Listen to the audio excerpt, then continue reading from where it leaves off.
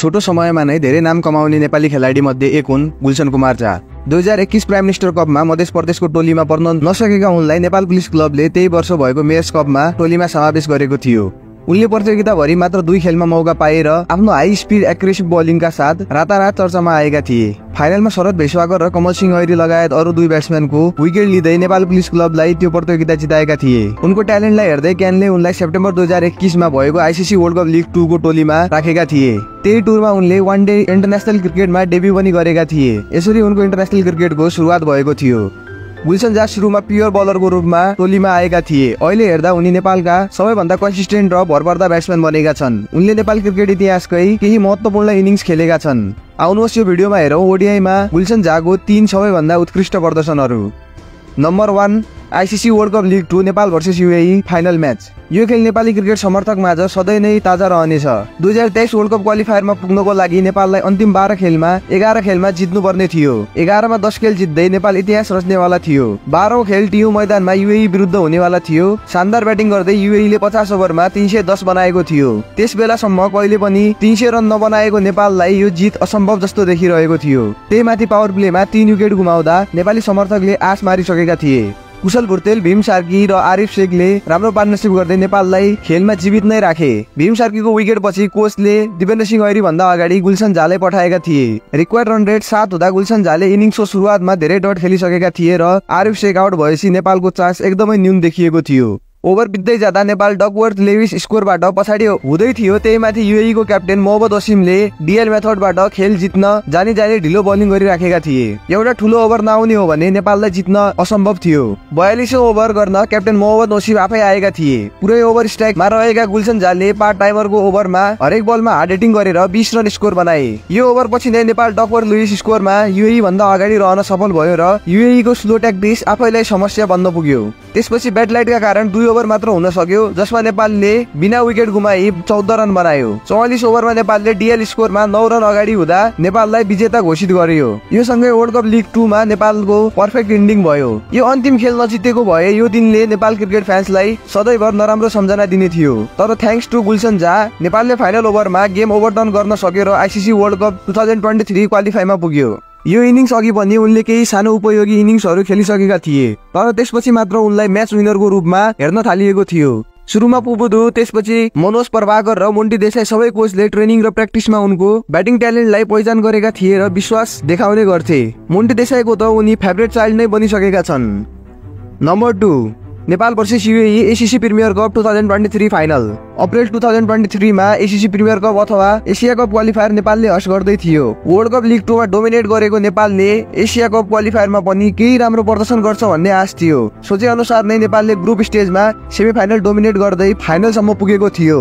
फाइनलमा फेरि पनि नेपाल भर्सेस यूएई हुनेवाला थियो। अहिलेसम्म इतिहासमा एसिया कप खेल्न नसकेको नेपाललाई यो गोल्डन अपर्च्युनिटी हुने थियो। बलिङ फ्रेन्डली कन्डिसनमा उपयोग गर्दै गुलशन झाले बेसिल अहमदको विकेट लिएका थिए। चेस गर्नुपर्ने थियो मात्र 117 रन। फर्ममा रहेका नेपाली ब्याट्सम्यानले यो सजिलै चेस गर्लान् भन्ने सबैलाई अनुमान थियो। यूएई का क्याप्टेन वसिमले सुरुवाती दुवै तर्फबाट स्पिनरलाई लगाउँदै नेपाली ब्याट्सम्यानलाई सोच्न बाध्य पारे। स्पिनरलाई डोमिनेट गर्न सक्ने कन्फिडेन्ट भएका कुशल भुर्तेल दोस्रो ओभरमा नै आउट भए। त्यही लगत्तै 8औं ओभरसम्म आसिफ शेख र रोहित कुमार पौडेल पनि खराब शट खेल्दै विकेट गुमाउन पुगे।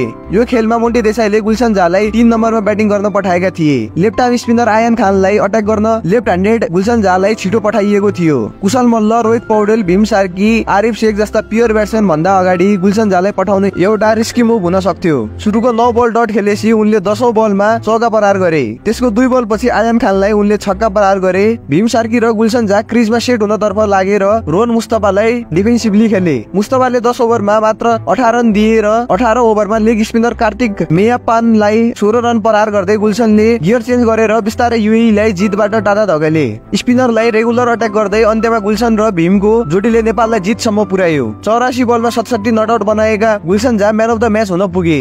यसरी नेपाल पछिल्लो पटक एसिया कप खेलेको थियो र त्यसमा राम्रो प्रदर्शन गर्यो। 1 महिनाको ग्यापमा गुलशन झाले नेपाल क्रिकेट इतिहासको 2 वटा महत्त्वपूर्ण जितमा ठूलो भूमिका खेले। Number 3 Nepal versus Oman ICC world cup league 2 2024। यो खेलमाथिको 2 खेल जतिको महत्त्वपूर्ण वा भनौं मस्ट विन म्याच थिएन, तर पनि जुन अलराउन्ड प्रदर्शन गुलशन झाले देखाएका थिए त्यसलाई मेन्सन गर्नै पर्ने हुन्छ। नेपाली ब्याटिङको लागि जुन प्रकारको वर्ष 2023 रह्यो 2024 भने खास हुन सकेको छैन। वर्षैभरि नेपालको ब्याटिङ स्ट्रगल देखिएको छ। आईसीसी वर्ल्ड कप लिग 2 मा नयाँ साइकलको कुनै खेलमा पनि अहिलेसम्म राम्रो ब्याटिङ गर्न सकेको छैन। नेपाललाई 150 देखि 200 रन बनाउन पनि धौधौ भइरहेको छ। टियो ग्राउन्डमा नै स्ट्रगल गरेको नेपाल क्यानाडामा क्यानाडा विरुद्ध लजास्पद तरिकाले हार्न पुगेको थियो। दोस्रो खेलमा नेपाल ओमान विरुद्ध भिड्दै थियो। यो खेलमा पनि नेपालको नराम्रो सुरुवात भयो। टप 3 ले धेरै डट खेलेर मिडल अर्डरमा प्रेसर पारेका थिए। क्याप्टेन रोहित पौडेलले 72 बलमा 60 रन बनाए भने आरिफ शेखले 88 बलमा 35 रन। पिच ब्याटिङको लागि सजिलो थिएन।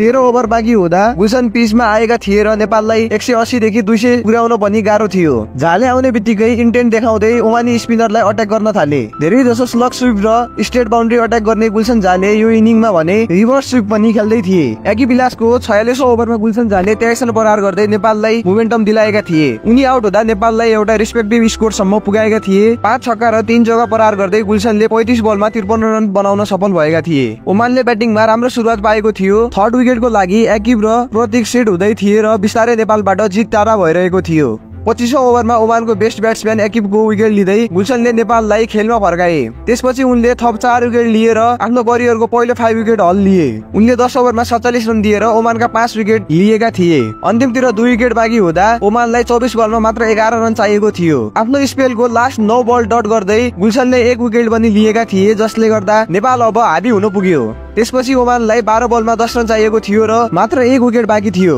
49औं ओभरमा करनले 2 रन दिँदै ओमानलाई लास्ट ओभरमा 8 रन चाहिएको थियो र ओमान जित्न सफल भयो। हारको बावजुद पनि गुलशन झाको त्यो प्रयासलाई नेपाल क्रिकेट समर्थकले कहिले पनि बिर्सिने छैनन्। पहिले ब्याटिङमा उनले नेपाललाई गेममा कमब्याक गराएका थिए र त्यसपछि बलिङमा पनि हारिसकेको खेलमा जित्ने पोजिसनमा ल्याएका थिए। यसकारण टिम नेपाल हार्दा पनि गुलशन झालाई म्यान अफ द म्याचको अवार्ड दिइयो। एकै खेलमा नेपालको लागि 50 रन बनाउने र 5 विकेट लिने उनी पहिलो खेलाडी बने। कुनै बेला एज अ प्योर बलर टिममा परेका गुलशन झा अहिले टप अर्डर ब्याट्सम्यान भन्दा बढी डिपेन्डेबल ब्याटिङ गर्छन्। उनी 76 को स्ट्राइक रेटमा 30 को एभरेजले ओडिआई करियरमा ब्याटिङ गर्दै आएका छन्। बलिङमा पनि उनले पहिले भन्दा धेरै नै सुधार गरेका छन्। बल फाल्न नसके गुलशन झाले अहिले कन्सिस्टेन्सी एउटै च्यानलमा बलिङ गर्न सक्छन् र टिमको लागि डिपेन्डेबल थर्ड फास्ट बलर बनेका छन्। ओडिआईमा 27 इनिङमा 27 विकेट लिएका उनको इकोनोमी 6 को रहेको छ। आगामी दिनमा उनको यो स्ट्याट्सहरू अझै बेटर हुने देखिन्छ। यो थियो उनको ओडिआई करियरको टप 3 पर्फर्मेन्सहरू। यो लिस्टमा पर्न नसकेको एउटा प्रदर्शन हामीले भुल्न हुँदैन। वर्ल्ड कप क्वालिफायर 2023 मा आयरल्यान्ड विरुद्ध उनले 57 रन बनाएका थिए र 2 विकेट लिएका थिए। त्यो खेलमा पनि लगभग ओमान विरुद्ध भएको खेल जस्तै भएको थियो। पहिले ब्याटिङमा गुलशन झाले नेपाललाई सम्झन लायक स्कोरसम्म पुर्याएर बलिङमा पनि पल स्टर्लिङको विकेट लिँदै नेपाललाई गेममा कमब्याक गराएका थिए। यसरी गुलशन झा नेपाली क्रिकेट टोलीको लागि एउटा महत्त्वपूर्ण खेलाडी बनिसकेका छन्। ठूलो र महत्त्वपूर्ण खेलमा राम्रो प्रदर्शन गर्न सफल गुलशन झा बिस्तारै फ्यान्स फेभरेट बन्दैछ।